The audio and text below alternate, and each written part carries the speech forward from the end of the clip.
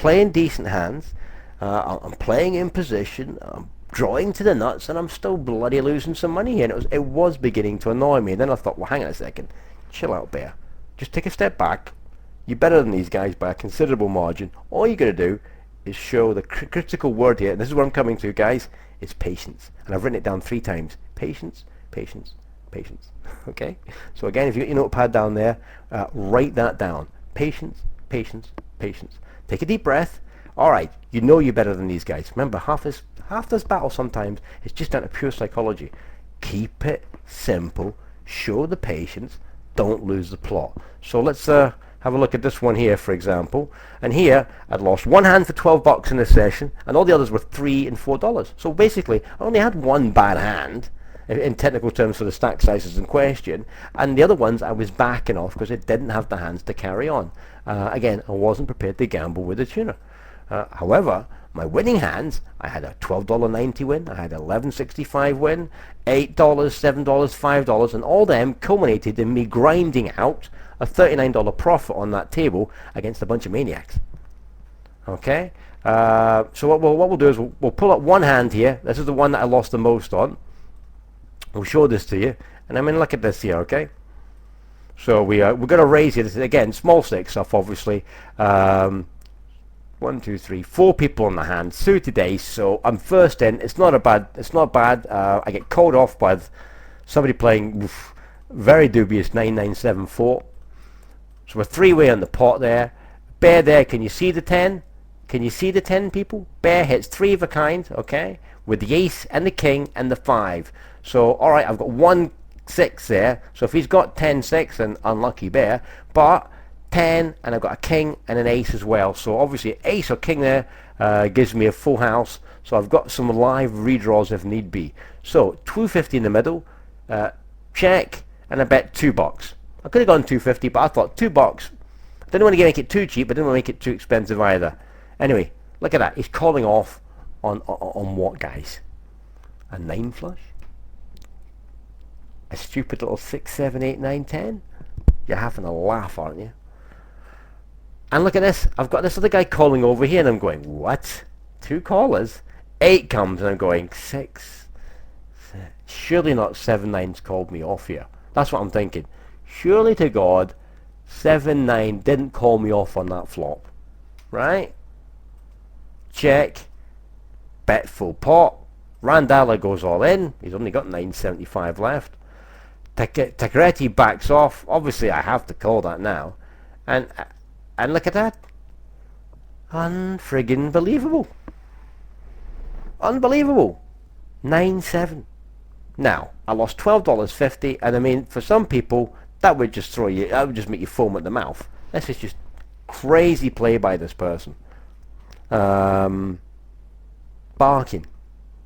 But in the end, I thought, well, all right, look, I have to expect it. If I'm going to play down at these low stakes levels, I'm going to have to expect some stupid plays by people that really don't have much of a clue. So all I got to do is, like I said, picking up a piece of paper, patience, patience, patience. I know eventually I'm going to get his money. I just need to show the patience, pick the right hands, pick the right spots, and eventually, luck permitting, obviously, variance not kicking me in the stones, I'm taking his stack. As long as he doesn't run away from the table. Okay, another hand to show you here, people. So we've got raise, bear here with ace, queen, jack, 3. Again, crazy man table, remember. And I'm thinking, well, all right, the range from these guys is just absolutely massive. I'm doing all right, as you can see. So I like to call this. And I flop the nut. No, I don't flop the nuts. I flop the low straight, 340 there, so obviously 3-6 would crush me here. So I like to check in this position. Now, it's a rainbow flop. The card I would fear the most here would be a 6. Okay? 3 would be a bit of a bummer, but I'm holding a 3. So 3 or a 6 would screw me up here, okay?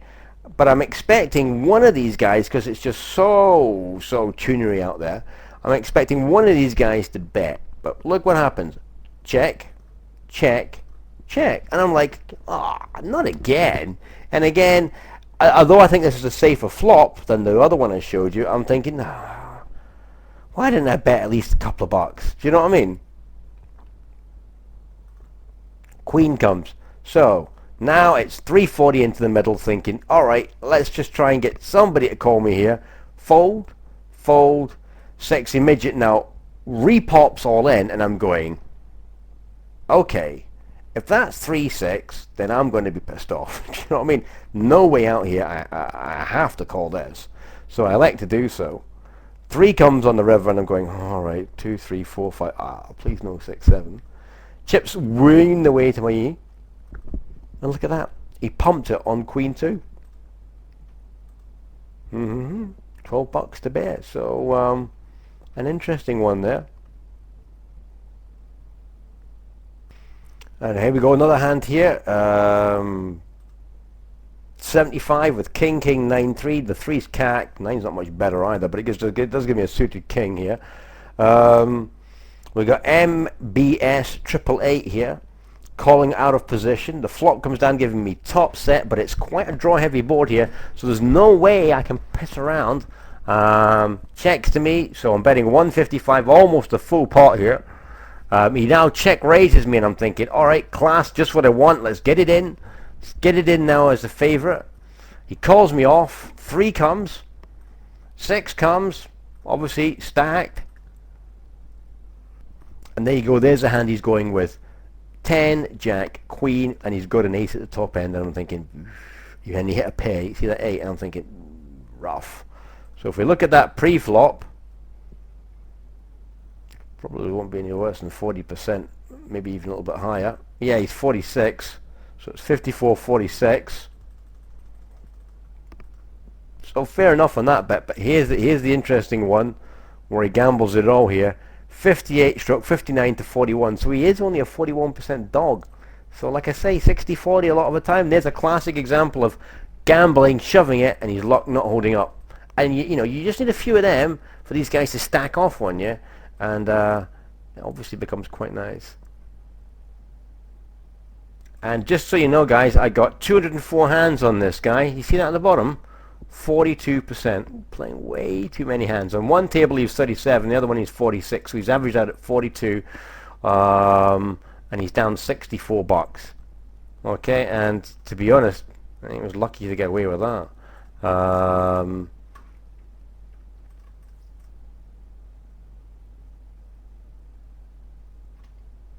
Again, playing too many hands this guy was, and he was playing on several tables. So I had him tagged as a pretty aggressive gambler. It was only a matter of hit the right hand, get it in. And you know, I think that's enough hands to show you just now. But that's where I keep coming back to this variance aspect, and it's patience, patience, patience. So to recap, I've given you a lot of tips and hints there. Tight is right, keep it tight. 25 to 30%. If you're above 30%, you're playing too many hands. If you go in at 30%, you want to be looking around about 18, I would say 20%, 18 to 20% raise rate. Get the aggression factor behind you. You're going to play this, you're going to hit them in the stones, okay? No mercy. Tight is right, though. Let the fishies play around you, you know, let the tuna flop in the pond. You're going to pick the hands, because trust me, they'll pay you. They will pay you at this game. Pot Limit Omaha is a gambling man's game. I love it and I hate it. At the moment, I'm still trying to get my head around the variance aspect. As I said, I've lost 4,000 bucks at this game. Do I believe I can beat it at a certain level? Yeah, hell yes I do. The problem is, I ain't playing enough games to do it. I need a couple of months worth of unemployment and just playing this to pull me 4,000 bucks back. And if I did that, I am very confident I can pull that money back. I just don't play enough hands. And that's the key thing. So to combat that aspect for me, I'm going to have to play a very simple game of playing tight is right. Target the loose, crazy players. Yes, you're going to lose some pots to them, but in the end, if you go in favourite, eventually you're going to get the money, okay? Draw to the nuts. Just to recap that one again, people, don't get distracted by pretty cards. It's too easily done. Don't look at all those outs and think, oh, I've got 22 outs. Yeah, well, if 17 of them are not to the nuts, they're worth jack. Do you know what I mean? Don't get deluded by all those outs unless they're all good outs. Okay, or not all good outs, but you know what I mean. You know, 3/4 of them are decent. Like I say, draw to the nuts. Don't gamble with the tuna, for crying out loud. Please don't do that. That's what they want you to do. These guys are gamblers. They're not investors, right? They are gamblers. All right, you are here to win their money. Simple as that. Okay. Patience. I'll reiterate that point again, guys. Patience, patience, patience.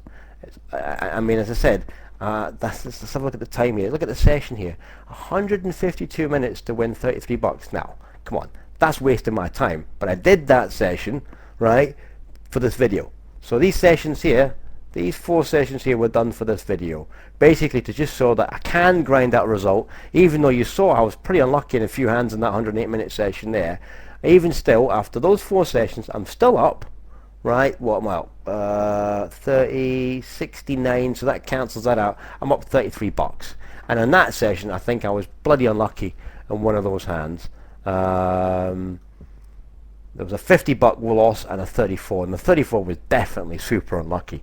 You know what I mean? So, and that's just showing you can grind out a result as long as you're sensible about it and be patient. It may not be the most attractive poker in the world. Sure, you can't go bang wham and all this sort of nonsense, but at this sort of level, you don't want to be playing, you know, tossing a coin. If you're going to go in that pot, go in at least a decent favourite against these guys.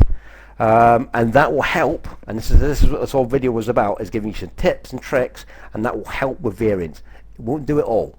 Alright, variance in this game is huge, and that's what I've said in the previous videos. You need to have a big fat stack. So recommendations on starting stack, guys, no less than 60 big blinds. You play any less than that, then you do it at your own peril. Some people actually recommend a lot more than that. Some talk about 70 or 80 big blinds. I would recommend no less than 60 at this level. I know you think it's ultra cautious. Trust me, I've done the homework on this game, and I've also checked out a lot of very good literature on this. 60 big blinds is my recommendation. Up to you what you do, but that's the minimum recommendation. Okay. How do you know if you're a winning player? Well, there's a great article on is it? Hang on, let me just have a wee look. Yeah, sorry, there's a great article called is it Poker Player I've got. Yeah, I've got that on subscription. Poker Player, and it's the last one that came out, and it's a great article there on variance. And the guy talks, and I've talked about variance and all the other aspects about it myself, and there's so much in there that I've said that I agree with this guy. It's a really good article. I'd recommend you get it, buy the magazine purely just for that article. But there's the thing about, how do you know if you're a winning player at these stakes? Well, alright, I mean, look, there's 12,000 hands, bears 471 down. I've got to be a losing player, yeah? You would think that, yeah? Yeah? Not true, man. If I showed you some of the other stats, and you go, there's the iPoker Network, I'm 1,800 bucks down on the iPoker Network. Laughable. Laughable. But look, there's 2 sessions, 400 and 200. Of that 1,800, I'm like nearly $700 down on just 2 friggin' sessions. That's how crazy this game is. And if I just show you the wins, so that's some nice wins there, but look at the losses, man. There's one loss there for 900 bucks. One session. There's one session there for 700 bucks. So how do you know if you're a winning or losing player? Well, the guy talks about the number of hands you need to play to outrun the variance. And basically in this poker article, it says estimated 100,000 games before you know whether or not you can crack a certain level. And that's a level. That's not all overall. So for example, I'm playing various levels here. Okay? 2 and 4, 1 and 2, 50 and 1, and all the rest of it. So until you've played around about 100,000 hands at a particular level, you don't know if you can crush that level. Amazing, isn't it, when you look at those odds? And I've only played 20,000 hands there. And if I look at the PokerStars one, which I haven't played, I've only played 12,000 there. I haven't played anywhere near enough hands. And that's the one thing that's always annoying me, is I know what I can do at certain levels, I just can't get to play enough time because obviously of my family commitments and my job. So on that last little note there, people, if you want to know how good you are with regards to how you're playing, you need to play an awful lot of hands at a specific level and then gauge your wins and your losses, in other words, the money you've done there. Okay, so I've given you an awful lot of information there. It's just my advice. It's up to you what you do with it, people. I did say I'd do this as part 3.